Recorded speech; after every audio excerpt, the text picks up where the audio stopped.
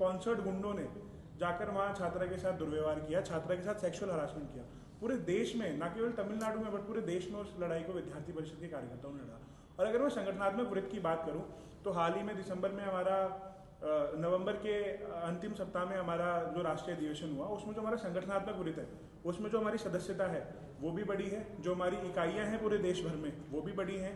जो एक लूपहोल हमें इस पूरे एक्टिविटी केंद्र में दिख रहा है वो दिख रहा है कि जो विद्यार्थियों की कैंपसेस में जाने की रुचि है वो कहीं ना कहीं कम हुई है।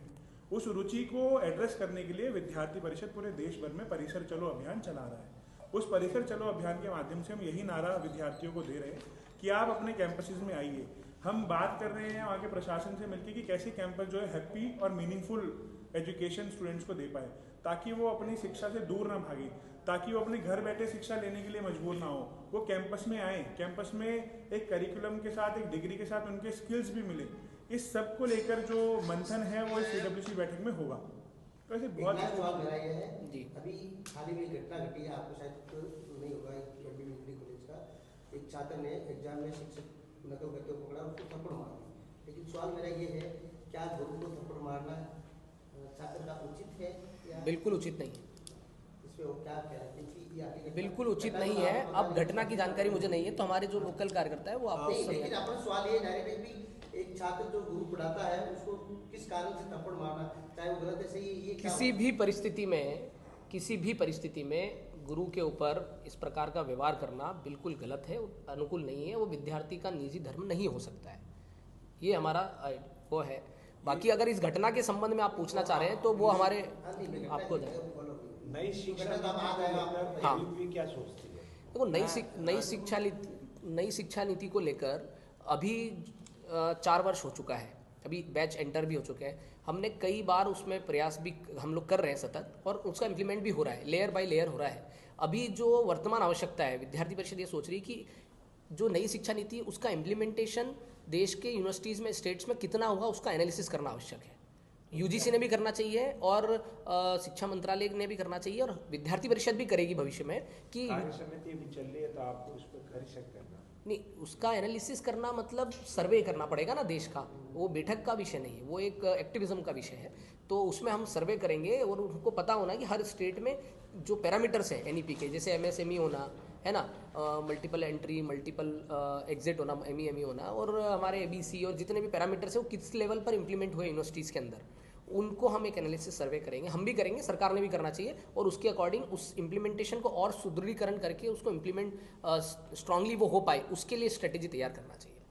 और इसी में जो प्रश्न आपने पूछा, इस प्रश्न में ही विद्यार्थी परिषद ने अपने संगठनात्मक दृष्टि से भी हर प्रांत में, हर प्रदेश में ऐसे समूह बनाए हैं, जो समूह सिर्फ इसी पे काम कर रहे हैं कि राष्ट्रीय शिक्षा नीति, पहली बात तो नई शिक्षा नीति में नहीं कहूँगा, वो नेशनल एजुकेशन पॉलिसी, राष्ट्रीय शिक्षा नीति, उसके क्रियान्वयन में किस दिशा से हम आगे बढ़ रहे हैं, कितना उसका क्रियान्वयन हुआ है, उसको लेकर हम समय समय पर उन समितियों में बैठते हैं, और उन समितियों के आधार पर जो अब हमारी कार्य समिति की बैठक है, आगे आने वाले समय में विचार बैठक है या राष्ट्रीय कार्यकारिणी की बैठक है, उन सब में चर्चा करते हैं, और चर्चा के अनुरूप जो फलस्वरूप एक हमें डेटा मिलता है या जो कंक्लूजन निकलता है, उसको समय समय पर ज्ञापन के माध्यम से सरकारों को देते हैं, और दिए भी हैं। अभी हाल ही में जो हमारे महामंत्री जी ने ज्ञापन बताया, जो हमने देश के शिक्षा मंत्री को दिया, उसमें भी राष्ट्रीय शिक्षा नीति के क्रियान्वयन की ओर में किस तरीके से उसको स्पीड अप करना है प्रोसेस को, उस पूरे विषय पर बहुत विस्तृत चर्चा हम लोगों ने की है। मैं राजस्थान के संदर्भ पे जब मीडिया बंधुओं के द्वारा एक सवाल पूछा गया था कि जो SI की भर्ती और महिला को न्याय देने के लिए जो आप विषय बता रहे हैं, उस पर विद्यार्थी परिषद ने संलग्न प्रयास किया है, और न्याय पद यात्रा के माध्यम से महिलाओं को न्याय दिलाने और युवाओं को न्याय दिलाने के लिए कांग्रेस सरकार और जो विरोधी सरकारें हैं उनके खिलाफ 150 किलोमीटर फलस्वरूप एक हमें डेटा मिलता है या जो कंक्लूजन निकलता है, उसको समय समय पे ज्ञापन के माध्यम से सरकारों को देते हैं, और दिए भी हैं। अभी हाल ही में जो हमारे महामंत्री जी ने ज्ञापन बताया, जो हमने देश के शिक्षा मंत्री को दिया, उसमें भी राष्ट्रीय शिक्षा नीति के क्रियान्वयन की ओर में किस तरीके से उसको स्पीड अप करना है प्रोसेस को, उस पूरे विषय पर बहुत विस्तृत चर्चा हम लोगों ने की है।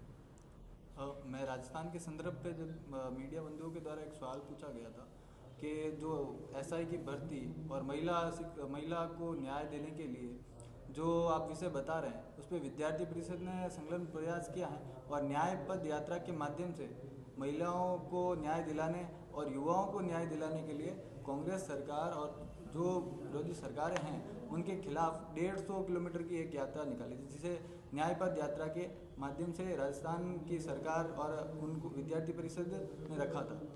और मैं ये भी बताना चाहूँगा, जैसे आप लोकल मुद्दा आप बता रहे हो, जो ये शिक्षक का सम्मान, जो थप्पड़ मारने का आप विषय बता रहे हो, तो ऐसे विषयों के ऊपर विद्यार्थी परिषद हमेशा खड़ा रहा है और ऐसे विद्यार्थियों के खिलाफ हमेशा विद्यार्थी परिषद ने प्रदर्शन किया।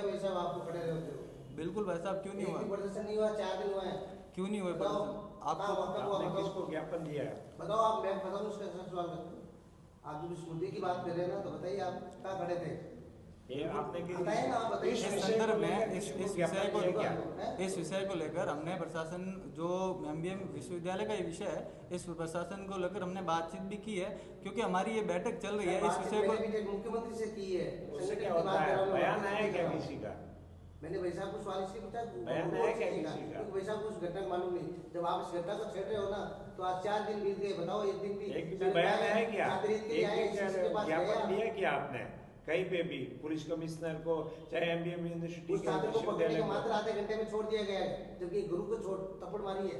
कोई हल्की बात नहीं। इतिहास का पहली बार ऐसा उदाहरण होगा राजस्थान में। ये पहला हुआ है कि उस विद्यार्थी को सस्पेंड क्लियर है, वो विद्यार्थी परिषद उसके खिलाफ जरूर प्रदर्शन भी करेगी और उसके बाद आप करें नहीं करें। हम तो आपने कहा नहीं हम खड़े थे इस घटना में, तो पूछ रहा हूँ कहाँ खड़े थे?